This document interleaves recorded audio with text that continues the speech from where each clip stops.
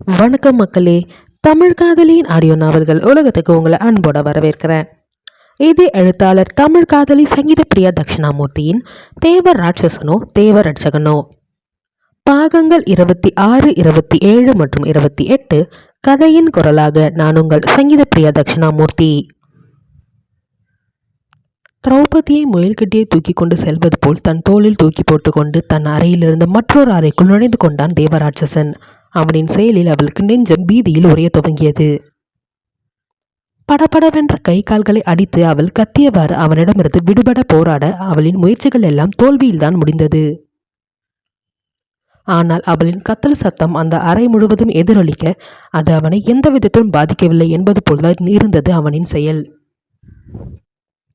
அவளின் கத்தல் சத்தத்தை எல்லாம் ஏதோ கானம் கேட்பது போல் ரசித்தவாறு அவளை தூக்கி கொண்டு சென்றவன் தொம்மென்று அவளை தரையில் போட அவன் இருந்த 6.5 அடி உயரத்திலிருந்து கீழே அவளை தூக்கி போட்டதில் அவளுக்கு இடுப்பில் நன்றாக அடிபட்டு விட்டது.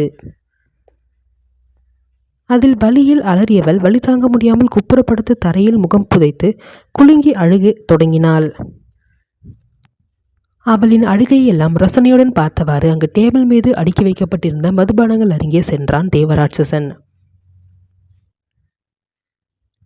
அங்கிருந்த நாற்காலியில் கால் மேல் கால் போட்டு அமர்ந்தவன் மதுபான பாட்டில் ஒன்றை கையில் எடுத்து அதன் மூடியை திறந்து வாயில் அதை அப்படியே சரிக்கத் தொடங்கினான். அவன் கண்களோ வலியில் அழுது கொண்டிருந்த பெண்ணவளின் மீதுதான் இருந்தது.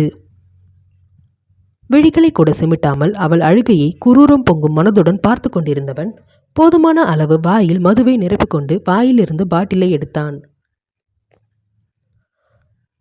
அங்கிருந்த டேபிளின் மீது டம் என்று சத்தம் வரும் அளவிற்கு வேகமாக அந்த பாட்டிலை வைத்தவன் மெதுவாக அந்த மதுவை தொண்டைக்குழிக்குள் இறக்கிய வண்ணம் அவளை தான் பார்த்து கொண்டிருந்தான்.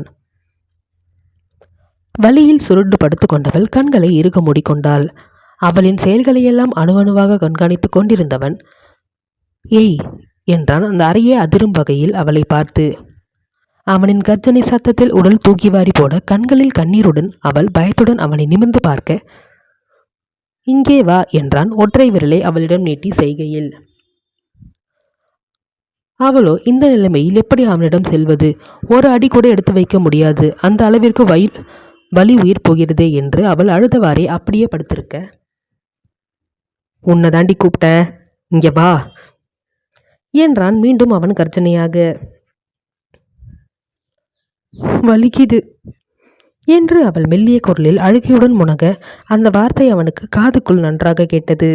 ஆனாலும் என்னது கேட்கல, திரும்ப சொல்லு என்று காது கேட்காதவன் போல் மீண்டும் அவன் அவளிடம் ஏளனம் வடியும் குரலில் வினவ அதில் பற்களை கடித்து வலியை அடக்க முயன்றவள் அது முடியாமல் போகவே வலிக்குது என்றால் இந்த முறை கதறலாகவே. அவளின் கதறல் சத்தத்தை கேட்டவாறே தான் அமர்ந்திருந்த நாற்காலியில் இருந்து எழுந்தவன் டேபிள் மீது இருந்த மதுபாட்டிலை கையில் எடுத்துக்கொண்டு அழுத்தமான காலடிகளை ஊன்றி அவளை நோக்கி நகர்ந்தான். அவளை நெருங்கி அவள் முன்பு ஒற்றை காலை தரையில் ஊன்றி மண்டியிட்டு அமர்ந்தவன் மற்றொரு கரத்தை அந்த காலில் நிலை குத்தி அவள் முகத்தை தான் பார்த்து கொண்டிருந்தான். அவளோ வலியில் அழுது கொண்டிருக்க அவள் பின்கழுத்தில் தன் ஒற்றை கரம் கொடுத்து அவளை அப்படியே தூக்கி சடார் என்று அமர்த்தினான் அந்த ராட்சசன். அதில் மேலும் வலியில் அலறியவள் கை கால்களை உதறி அவனிடமிருந்து விடுபட போராட சத்தம் வந்துச்சு, அவ்வளோதான், வாயை முடிட்டு அமைதியாடி என்றான் ஆக்ரோஷமாக தேவராட்சசன். அப்பொழுதும் அவளால் வலியை அடக்க இயலவில்லை. ஏண்டா என்னை இப்படி கொடுமைப்படுத்துற? என்னால வலி தாங்க முடியல, என்னை விடு, எனக்கு வலிக்குது என்று அவள் அழுகையில் கதறியவாறு அவனிடமிருந்து விடுபட போராட அவளின் பின்பக்க கூந்தலை இறுக பிடித்து அவள் முகத்தை தன் முகத்தின் அருகே கொண்டு வந்தவன் அச்சோ, வலிச்சா கத்தக்கூடாது செல்லம், அந்த வலியை பொறுத்துக்கணும் என்றான் அவள் முகத்தை ஆழ்ந்து பார்த்தவாறு கிண்டலாக ஆனவன். அவன் கூறியதை கேட்டவள் அந்த வலியிலும் அவனை முறித்தாள். நீ என்ன சைக்கோவா என்பது போல். ஆனால் அவள் மனதில் நினைத்ததை இவன் உணர்ந்தானோ என்னவோ.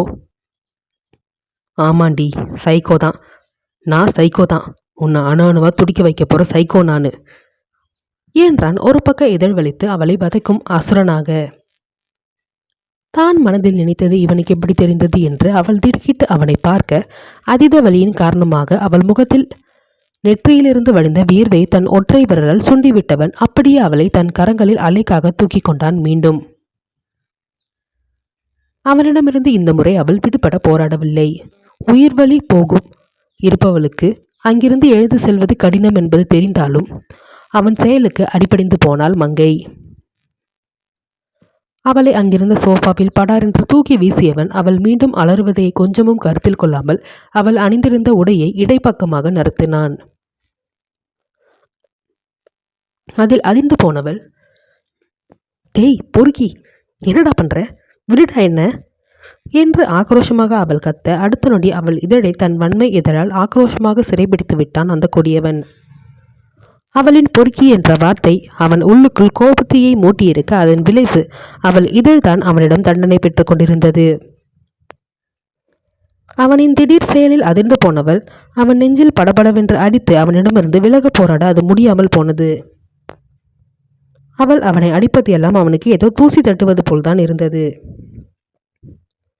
அவள் இரு கரத்தையும் தன் ஒற்றை கரத்தால் சிறைப்பிடித்தவன் அவள் இடைப்பக்க உடையை நகர்த்தி அவள் முதுகெலும்பின் மத்தியில் தன் ஒற்றை விரலை வைத்து அழுத்த அதில் மேலும் உள்ளுக்குள் வலியில் அலறினாள் அவள். இவன் ஏன் மேலும் மேலும் தன்னை இப்படி காயப்படுத்துகிறான் என்று வலியில் மனதுக்குள் கதறி துடித்தவள் அவனிடம் சிறைப்பட்டிருந்த தன் உதட்டை அவனிடமிருந்து விடுவிட்டு கொள்ள முடியாமல் சோர்ந்து போனாள்.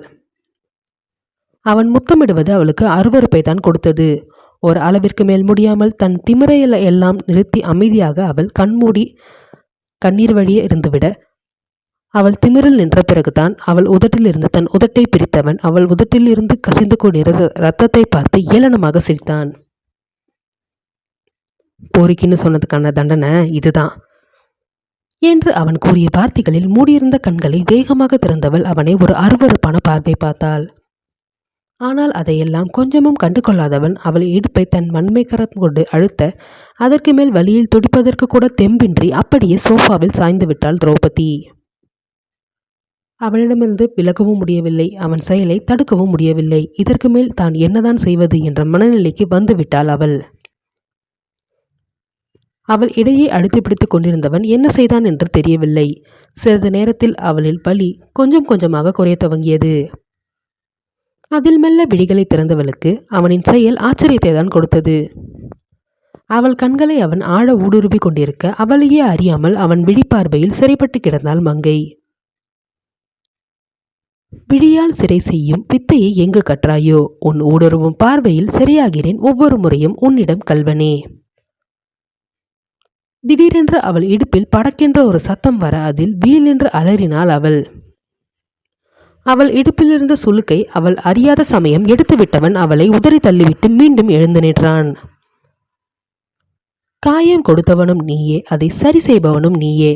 நீ ராட்சசனா இல்லை இரட்சகனா? அப்படியே சோஃபாவில் சாய்ந்தவள் தன்னை சமன் செய்து கொள்ள சிறிது நேரம் எடுத்தாள். இப்பொழுது சற்று வலி மட்டுப்பட்டு இருக்குவதோல் தோன்றியது அவளுக்கு. ஒருவேளை இதற்காகத்தான் தன்னை நெருங்கினான் என்று ஒரு பக்கம் அவளுக்கு தோன்றினாலும் என் அனுமதி இல்லாமல் என்னை நெருங்குவதற்கு இவன் யார் என்ற எண்ணமும் மனதுக்குள் தோன்றியது திரௌபதிக்கு. இருந்தாலும் அவனின் உதவிக்கு நன்றி சொல்ல வேண்டும் என்ற எண்ணத்தில் அவனை நிமிர்ந்து நோக்கியவள் அடுத்த நொடி அவன் முத்தமிட்டது நினைவுக்கு வர அருவருப்பாய் முகத்தை சொலித்துக்கொண்டு வேறு புறம் திருப்பிக் கொண்டாள். இனிமே தேவையில்லாத வார்த்தையெல்லாம் பேசினா இதோட மோசமான தண்டனை கிடைக்கும். இந்த தடவை உடம்புதான் உதடுதான் புண்ணா போச்சு, அடுத்த தடவை என்ன புண்ணாகும்னு நீ யோசிக்கவே முடியாது என்று அவன் இரும்பு குரலில் அவளை பார்த்து கண்களால் எரித்தவாறு கூற அவன் கூறியதில் உடல் அதிர விழுக்கென்று அவனை நிமிர்ந்து பார்த்தாள் திரௌபதி. அடுத்த நொடி அவளை மீண்டும் தோளில் தூக்கி போட்டுக்கொண்டு மதுபான பாட்டில்கள் அடுக்கியிருந்த டேபிள் அருகே அவளை தூக்கி சென்றவன் மீண்டும் அவளை தரையில் போட்டுவிட்டு அங்கிருந்த நாற்காலியில் மீண்டும் கால் மேல் கால் போட்டு அமர்ந்து கொண்டான். தரையில் அமர்ந்து அவன் முகத்தை நிமிர்ந்து பார்த்தவளுக்கு அவனின் இந்த திமிர் ஏளனம் பொதிந்த பார்வை உள்ளுக்குள் ஆக்ரோஷத்தை தான் ஏற்படுத்தியது. என்ன செல்லம், ரொம்ப உன்னை கம்மியாக கொடுமைப்படுத்துறேன்னு தோணுதா? இதை விட எல்லாம் என்னென்னமோ அதிகமாக உனக்கு கொடுமை பண்ணணும்னு நினச்சேன். ஆனால் அது எல்லாம் பண்ணுறதுக்கு ஏதோ ஒன்று தடுக்குது. ஒரு வேளை எனக்கு உன் மேலே லவ் வந்துடுச்சோ என்று அவன் அழுத்தமாய் அவளை பார்த்து ஏளனமான குரலில் வினவ, வாட் என்று அதிர்ச்சியுடன் அவனை நிமிர்ந்து பார்த்தாள் திரௌபதி. அவன் கூறிய வார்த்தைகளில் அவளுக்கு உலகமே சுற்றுவது போல் ஆகியது. தலையே அவளுக்கு அந்நொடி சுற்றியது. அடுத்து என்ன நிகழப்போகிறது என்பதை அடுத்த அத்தியாயத்தில் காணலாம்.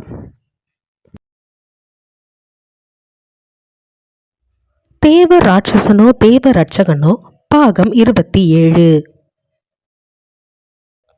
நான் உன்னை கொடுமைப்படுத்தணும்னு நினச்சினாலும் என்னால் அது முடியலையே பேபி. ஒருவேளை நான் உன்னை லவ் பண்ணுறனோ என்று ஏளனமான குரலில் ஏரன் தேவராட்சசன் திரௌபதியை பார்த்து வினவ, அவன் கூறியதை கேட்டு அவனை அதிர்ந்து பார்த்தாள் மங்கை. அவன் கூறியதை கிரகித்து கொள்ளவே சிறிது நேரம் எடுத்துக்கொண்டது அவளுக்கு. பின்பு விஷயம் புரிந்து நிமிர்ந்து அவனை பார்த்தவளுக்கு அவன் கூறியதை கேட்டதற்கே கசப்பாக இருந்தது. யூ இடியட், என்ன பேசுற நீ என்று அவள் ஆக்ரோஷமாக கத்த, ஹேய் பேபி, கூல் கூல், நான் அப்படி இருக்குமோன்னு தான் சொன்னனே தவிர அப்படித்தானே சொல்லலையே. அதுவும் உன்ன மாதிரி ஒருத்திய, அதுவும் நான் யாரை பழி வாங்கணும்னு நினைக்கிறேனோ அந்த கேவலமானவனோட பொண்ணான உன்னை நான் எப்படி லவ் பண்ணுவேன்? அப்படி பண்ணுனா அதான் இந்த உலகத்திலே ரொம்ப கேவலமானவன் என்று அவன் வார்த்தைகளில் ஏளனம் வழிந்தோட கூற, அவன் கூறியதை கேட்டு அவனை விழிகளை உருட்டி முறைத்தவள், இப்போவும் இந்த உலகத்துல கேவலமானவன் நீ ஒருத்தன் மட்டும்தான். ஒரு பொண்ணை வச்சு உன்னோட எதிரியை பழி வாங்கணும்னு நினைக்கிறது எவ்வளவு பெரிய கேவலமான விஷயம் தெரியுமா? நீ பழி வாங்கணும்னு நினச்சிருந்தா அவர்கிட்ட நேருக்கு நேராக மோதி இருக்கணும். இப்படி கோழை மாதிரி என்னை கடத்திட்டு வந்து வச்சு என் அப்பாவை பழி வாங்கணும்னு நினைக்கக்கூடாது என்று அவள் ஆக்ரோஷமாக கத்த, அடுத்த நொடி அவளின் கழுத்தை அரக்கனவனின் இரும்புக்காரங்கள் இறுக்கி பிடித்தது. அதில் அதிர்ச்சியில் கை கால்களை உதறி அவள் அவனிடமிருந்து விடுபட போராட மூச்சு நின்று விடுவது போல் ஆகியது அவளுக்கு. நெஞ்சு கூடு ஏறி இறங்க அவள் விழிகள் மயக்கத்திற்கு செல்லும் பொழுது, எவ்வளவு தைரியம் இருந்தால் என் முன்னாடி அப்படி பேசுவ? இவ்வளோ தைரியம் உனக்கு எங்கேருந்துடி வந்துச்சு? எவன் கொடுத்தான் உனக்கு இந்த தைரியத்தை? நான் கோழையா? சொல்லுடி, நான் கோழையா? என் வாழ்க்கையை அழிச்சா உன் அப்பன் தாண்டி ஒரு கோழை. அவனை மாதிரி ஒரு கோழை இந்த உலகத்தில் எவனுமே இருக்க மாட்டான் என்று ஆக்ரோஷமாக அவன் கத்த, அவன் கூறியதை எல்லாம் காதிற்குள் கேட்டாலும் எதிர்வினை செய்ய இயலாத நிலையில் மூச்சுக்கு திணறிக் கொண்டிருந்தாள் மங்கை.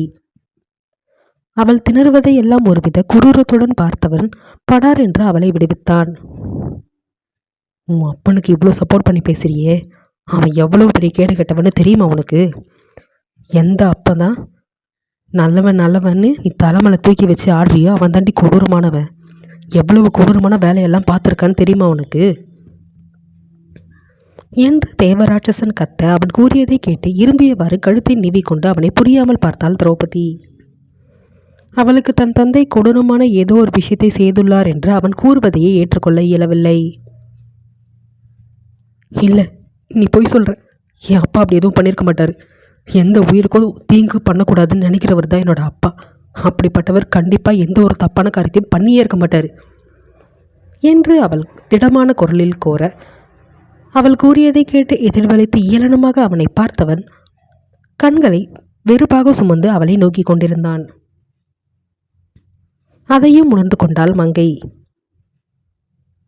இப்போதாண்டி உனக்கு உன் அப்பா எப்படி இருக்கிறது தெரியும், ஆனால் அவன் முன்னாடி எப்படி இருந்தான்னு தெரியுமா உனக்கு என்று அந்த கோட்டையை அதிரும் வகையில் அவன் கர்ஜிக்க, அதில் புரியாமல் அவனை பார்த்து முடித்தாள் மங்கை. என்ன சொல்ற நீ என்று அவள் கோபமாக கேட்க, உன் அப்பங்காரன் எவ்வளோ மோசமானவனாக இருந்திருக்கான்னு உனக்கு தெரியாதா? ஆமாம், உனக்கு தெரியாது தான். ஏன்னா உனக்கு நனவு தெரியும் போது தான் அவன் உன்கிட்ட நல்லவன் வேஷம் போட ஆரம்பிச்சிட்டானே என்று தேவராட்சசன் ஏளனம் செய்ய, உளராத, அவரை எனக்கே தெரியலன்னும் போது உனக்கு மட்டும் எப்படி தெரியும்? என் அப்பாவை எனக்கு முன்னாடி நீ பார்த்துட்டு இருக்கியா என்ன என்று அவள் ஆக்ரோஷமாக கத்த, ஆமாண்டி, உனக்கு முன்னாடி இருந்தே உன் அப்பனை எனக்கு தெரியும். நான் பிறந்ததுலேருந்தே எனக்கு அவனை தெரியும் என்றான் ஆக்ரோஷமாக தேவராட்சசன். அவன் கூறியதை கேட்டு அவனை அதிர்ந்து பார்த்தாள் திரௌபதி. பிறந்ததுலேருந்து தெரியுமா அப்படின்னா என்று யோசித்தவள், தன் தந்தையை பற்றிய அனைத்து விடயங்களையும் அறிந்து வைத்துதான் இவன் வளர்ந்து இருக்கிறானா? அப்படி என்ன தன் தந்தையுடன் பகை இவனுக்கு? இவன் கூறுவதை வைத்து பார்த்தால் சிறு வயதிலிருந்தே தன் தந்தையின் மீது இவன் பகையை வளர்த்து கொண்டு இருக்கிறான் போலவே என்று நினைத்து கொண்டிருக்க, அவள் தாளையை இறுக பிடித்து தன் முகத்தை பார்க்க வைத்தான் தேவராட்சசன். அதில் வலியில் முகம் சுணங்கியவள் அவன் முகத்தை நேருக்கு நேராய் நிமிர்ந்து நோக்க, என்ன அதுக்குள்ளேயே மனசுக்குள்ளேயே திட்டம் போட ஆரம்பிச்சிட்டியா? நான் எப்படிப்பட்டவனு தெரிஞ்சுக்கணுன்னு ஆராய்ச்சி பண்ண ஆரம்பிச்சிட்டியா? என்னை எப்படிலாம் கவிழ்க்கலான்னு திட்டம் போட ஆரம்பிச்சிட்டியா என்று அவன் ஆக்ரோஷமாக கேட்க, அதில் அவனை கோபமாய் பார்த்தவள், உன்னை கவிழ்க்கணும்னு எனக்கு எந்த அவசியமும் இல்லை. நான் உன்னை எதிர்க்கணும்னு நினச்சா நேருக்கு நேராக எதிர்த்து நிற்பேன். நீ இப்போ இப்படி கோழத்தனமாக பண்ணிக்கிட்டு இருக்கியே, அந்த மாதிரி முதுகு பின்னாடி இருந்து நான் அடிக்கவே மாட்டேன் என்று அவள் கூற, அதில் அவள் தாடையை விட்டு அவள் கூந்தலை இறுக பிடித்தவன், இன்னொரு தடவை இந்த கோழங்கிற வார்த்தை யூஸ் பண்ணாதடி, உன்னை இங்கேயே கொண்டு புதைச்சிடுவேன். அப்புறம் உன்னோட பணம் கூட இந்த தீவை விட்டு வெளியே போகாது என்றான் ஆக்ரோஷமாக. அதில் நடுநடுங்கி போனாள் திரௌபதி. அடுத்த காட்சி. தோட்டத்தில் அமர்ந்து ஏதோ சிந்தனையில் இருந்தான் சாணக்கியன். ஏதோ சிந்தனை என்று கூறுவதை விட அவன் மாமன் மகளை பற்றிய சிந்தனையில்தான் இருக்கிறான் என்று கூறினால் சரியாக இருக்கும். அவளை எப்படி அந்த ராட்சசனிடமிருந்து மீட்பது, அவளை எப்படி தன் மாமனிடம் சேர்ப்பது என்று இதை பற்றியே அவன் சிந்தனைகள் சூழ்ந்திருக்க, வனஜாவோ அங்கு தன் மகனை தேடி வந்தவர் அவன் அங்கு அமர்ந்திருப்பதைக் கண்டு அவன் அருகே வந்தார்.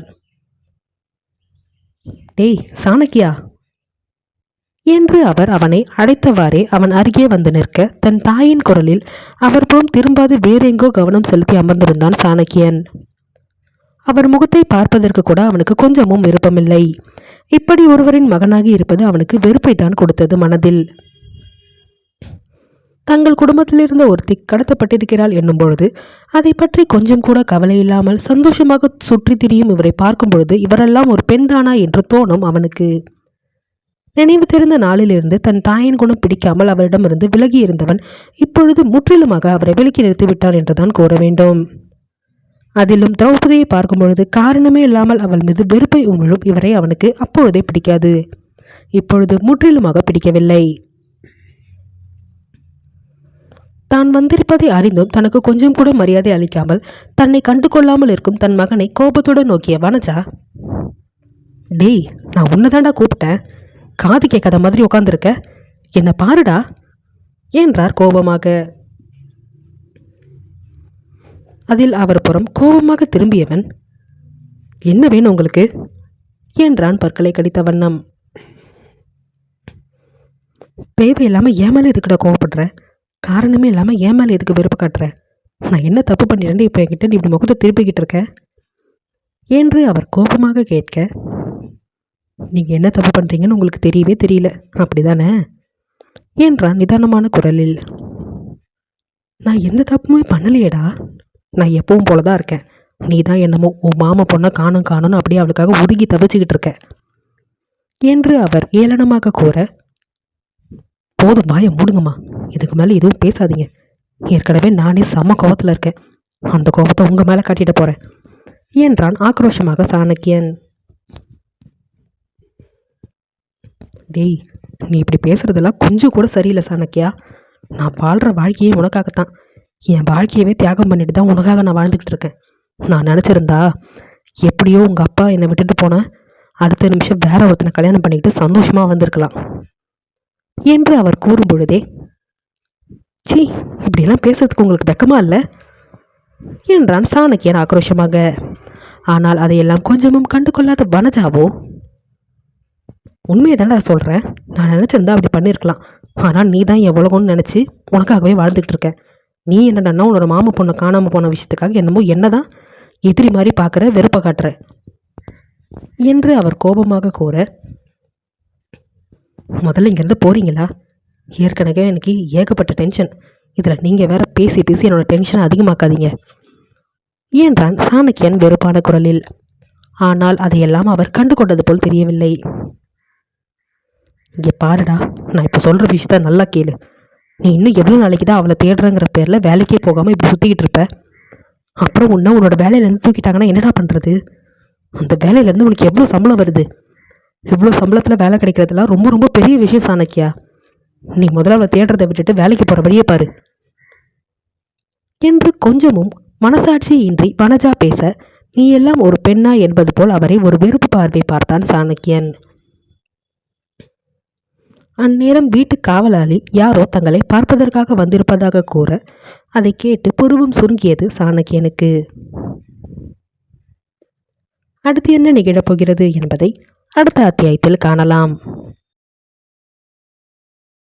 தேவ ராட்சசனோ தேவ ரட்சகனோ பாகம் 28.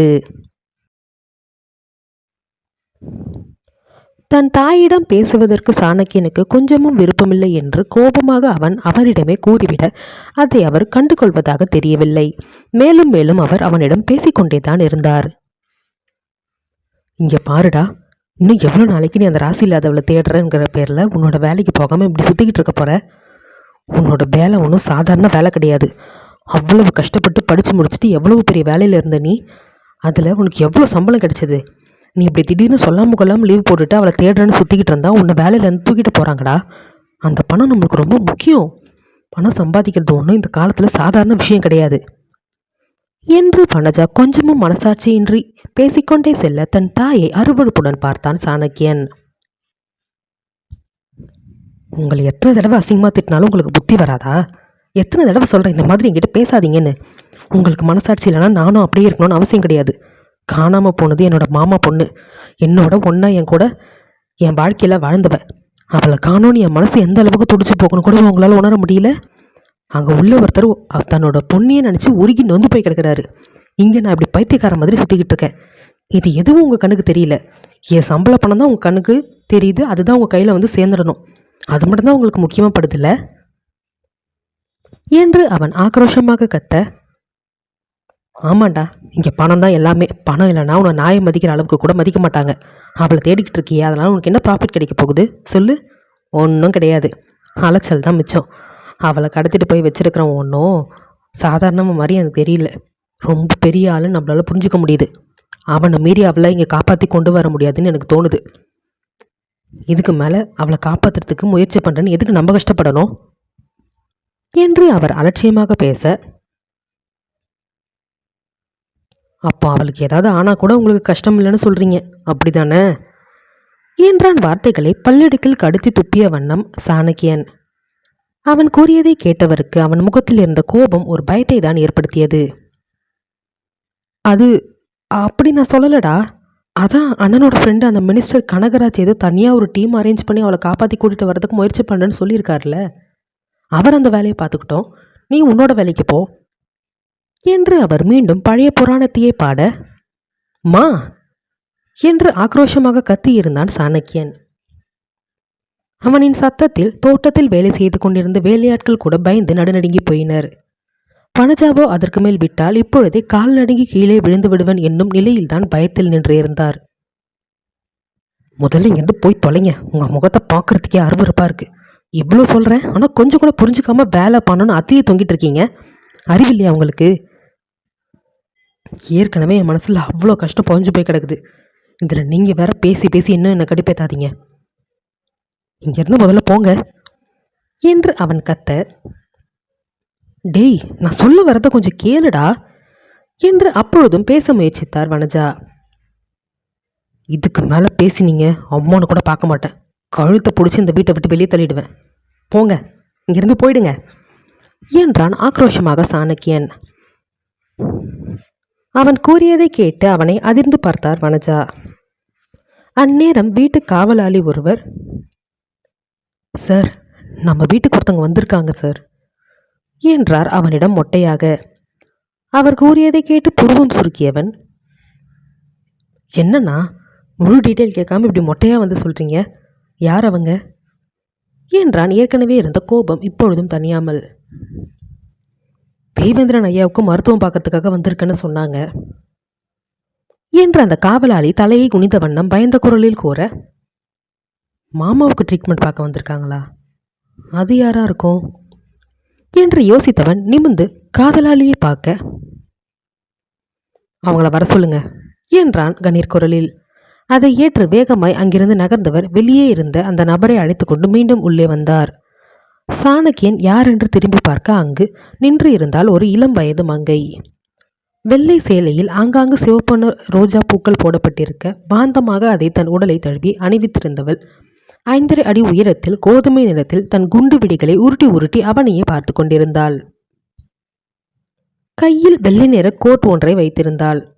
மற்றொரு கையில் அவள் கைப்பை இருக்க அவளை கண்டவனின் புருவம் சுருங்கியது. என்ன இது, ஒரு பொண்ணு வந்திருக்கு என்று மனதிற்குள் நினைத்தவன் யார் நீங்க என்றான் விழிகளை சுருக்கியவாறு. அவளோ அவனை நேருக்கு நேராய் பார்த்தவள், என்னோட பேர் தாரகை, மினிஸ்டர் கனகராஜோட பொண்ணு. ஃபிசியோதெரபிஸ்டாக இருக்கேன். என்னோட அப்பா தான் தேவேந்திரன் சாருக்கு ட்ரீட்மெண்ட் கொடுக்கறதுக்காக இங்கே அனுப்பி வச்சிருக்காரு என்றாள் அவள். அந்நேரம் சரியாக அவன் தொலைபேசி சத்தம் கேட்கவே யார் என்று எடுத்து பார்த்தவன் அதில் மினிஸ்டர் கனகராஜின் பெயர் ஒளிந்து கொண்டிருந்ததை பார்த்தான். உடனே அழைப்பை ஏற்று காதில் வைத்தவன், சார், உங்களோட பொண்ணுன்னு சொல்லிட்டு இங்கே ஒருத்தவங்க வந்திருக்காங்க, அது உண்மையா என்றார் அவரிடம். அவன் கூறியதை கேட்டு இங்கு தாரகைக்கு கோபம் பெருக்கெடுத்தது. என் அப்பாவோட பேரை சொன்ன பிறகும் சந்தேகமா எப்படி எங்கள் அப்பா கிட்டே போய் கேட்குறான்னு பாரு, சரியான சந்தேக பிராணியாக இருப்பான் போல என்று உள்ளுக்குள் அவனை பருத்தெடுத்தாள் தாரகை. தேவேந்திரனின் நண்பர் அமைச்சர் கனகராஜும், ஆமாம் தம்பி, என்னோட பொண்ணு தான். நான் தான் தேவேந்திரனுக்கு ஃபிசியோதெரப்பி பண்ணுறதுக்காக என் பொண்ணை அனுப்பி வச்சுருக்கேன். அவன் தான் வீல் சேர்லேயே உட்காந்துக்கிட்டு வீட்டுக்குள்ளேயே அடைஞ்சு கிடக்கிறானே. கொஞ்சம் கொஞ்சமாக என் நண்ப பழைய நிலைமைக்கு மாறணும். அவன் அப்படி இருக்கிறத என்னால் பார்க்க முடியல. அதனால தான் என்னோடய பொண்ணையே நாங்கள் அனுப்பி வச்சுருக்கேன். என் பொண்ணை நான் கட்டி கொடுத்த ஹாஸ்பிட்டலில் நிர்வாகம் பண்ணிகிட்டு இருக்கா. அவன் நல்ல ட்ரீட்மெண்ட் பாப்பா, ரொம்ப கைராசியானவ. எல்லாருமே அப்படி தான் அவளை சொல்லுவாங்க. அவள் ட்ரீட்மெண்ட் பார்த்தா நிறைய பேர் க்யூர் ஆகியிருக்காங்க. வேறு ஆட்களை நம்பி அனுப்புறதுக்கு என் பொண்ணையே ட்ரீட்மெண்ட் கொடுக்கறதுக்கு அனுப்பலான்னு தான் அங்கே அவளை அனுப்பி வச்சுருக்கேன் என்று அவர் கூற, எதுக்கு சார் உங்களுக்கு சிரமம்? நான் வேறு யாரையாவது அரேஞ்ச் பண்ணியிருப்பேன்ல என்றான் சாணக்கியன் சங்கடமாக. இவனுக்கு என்னதான் பிரச்சனை? அப்பாவே தன்னோட ஃப்ரெண்டு இந்த நிலமையில் இருக்கிறான்னு கஷ்டப்பட்டுட்டு தான் அவர் ஃப்ரெண்டை சீக்கிரம் சரி பண்ணணும்னு என்ன அனுப்பி வச்சுருக்காரு. இதுக்கு என்னமோ ஓவராக சீன் போடுறான் இவன். நான் என்ன இவனுக்கா ட்ரீட்மெண்ட் பார்க்க போகிறேன்? தேவேந்திரன் சாருக்கு தானே பார்க்க போகிறேன். இவனுக்கு அதில் என்ன பிரச்சனை என்று உள்ளுக்குள் மீண்டும் அவனை திட்டிக் கொண்டு கருத்து கொட்டி கொண்டு இருந்தாள் தாரிகா. வனஜாவோ தாரகையை தான் மேலிருந்து கீழாக அளவிடும் பார்வை பார்த்து கொண்டிருந்தார். அதில் மேலும் தான் எரிச்சல் வந்தது தாரகைக்கு. யார் இந்த அம்மா? என்ன அப்படியே கண்ணாலே முழுங்குற மாதிரி பார்க்குது. அப்படியே கண்ணு ரெண்டுத்தையும் நோண்டி எடுத்துடணும் போல இருக்கு. ஆளையும் மூஞ்சையும் பாரு என்று வனஜாவையும் உள்ளுக்குள் திட்டி திட்டவள், எக்ஸ்கியூஸ் மீ சார் என்றாள் சத்தமாக அவனிடம். அதற்கு மேல் அவளால் அங்கு நிற்க முடியவில்லை, நிற்கவும் பிடிக்கவில்லை. அதில் அவளை அவன் நிமிர்ந்து பார்த்து ஒற்றை புருவம் முயற்று என்ன என்பது போல் பார்க்க, ஐயா வாய் திறந்து கூட பேச மாட்டாரோ, அப்படியே பல்லு கொட்டிடும் பார் இவனுக்கு என்று மீண்டும் உள்ளுக்குள் கருவியவள், அதான் என் அப்பா சொல்லிட்டார்ல, நான் போய் அங்கே பார்க்கலாமா என்றாள் அவள் சற்று கோபமான குரலில். அவள் கோபத்தை கண்டு புருவம் சுருக்கியவன் அவளிடம் ஏதோ பேச முயல. கனகராஜோ அந்த பக்கம், மாட்டேன்னு மட்டும் மறுக்காதீங்க தம்பி, என் பொண்ணு என் ஃப்ரெண்டை சீக்கிரம் குணப்படுத்திடுவான்னு எனக்கு நம்பிக்கை இருக்கு என்றார் அவர். ஓகே சார், எனக்கு புரியுது, நீங்கள் சொன்னபடியே செஞ்சிடலாம். மாமா சீக்கிரம் குணமாகி வந்தால் அது எனக்கும் சந்தோஷம்தான் என்றவன் அழைப்பை துண்டித்துவிட்டு நிமிர்ந்து அவளை பார்க்க, அவளோ தோட்டத்தை சுற்றி முற்றி வேடிக்கை பார்த்து கொண்டிருந்தாள். சாணக்கியனுக்கோ சற்று முன்பு அவள் ஒருவித கடுகடுப்புடன் பேசியது நினைவிற்கு வந்தது. என்ன இந்த பொண்ணு இப்படி பேசுது? சாதாரணமாக பேச தெரியாது அந்த பொண்ணுக்கு என்று உள்ளுக்குள் நினைத்து கொண்டவன், உள்ள வாங்க போகலாம் என்று அவளிடம் கூறிவிட்டு முன்னே நடந்தான். அதில் உதட்டை சுழித்து கொண்டவள் அவன் பின்னே செல்ல வனஜாவும் இதைத்தான் பார்த்தவாறு அவர்களுடன் சென்றார். அடுத்த காட்சி. தன் அறையில் அமைதியாக சுவற்றில் சாய்ந்து தரையில் அமர்ந்திருந்த திரௌபதியோ அங்கிருந்த சின்ன ஜன்னல் வழியே வெளியே தன் பார்வையை வெறித்த வண்ணம் அமர்ந்திருந்தாள். அவள் உதடுகளோ அப்பா அப்பா என்று அவள் தந்தையை நினைத்து உச்சரித்து கொண்டிருக்க, அவள் கண்களோ கலங்கிக் கொண்டே இருந்தது. ஒரு துளி கண்ணீர் அவள் கண்களின் ஓரமிருந்து வெளிவர அடுத்த நொடி அந்த கண்ணீரை தன் கரங்களில் ஏந்தியிருந்தது ஒரு வன்மை கரம். அதில் யார் அந்த வன்மை கரத்திற்கு சொந்தமானவன் என்பதை அறிந்து கொண்டவளுக்கு அவன் முகத்தை பார்க்கவே பிடிக்கவில்லை. சட்டென கண்களை இறுக மூடி அவள் சுவற்றில் சலை சாய்ந்து கொள்ள, அவள் முன்பு அவள் கண்ணீரை குரூரும் பொங்கும் கண்களுடன் ரசித்தவாறு பார்த்து கொண்டு அமர்ந்திருந்தான் ஏரன் தேவராட்சசன். அடுத்து என்ன நிகழப்போகிறது என்பதை அடுத்த அத்தியாயத்தில் காணலாம்.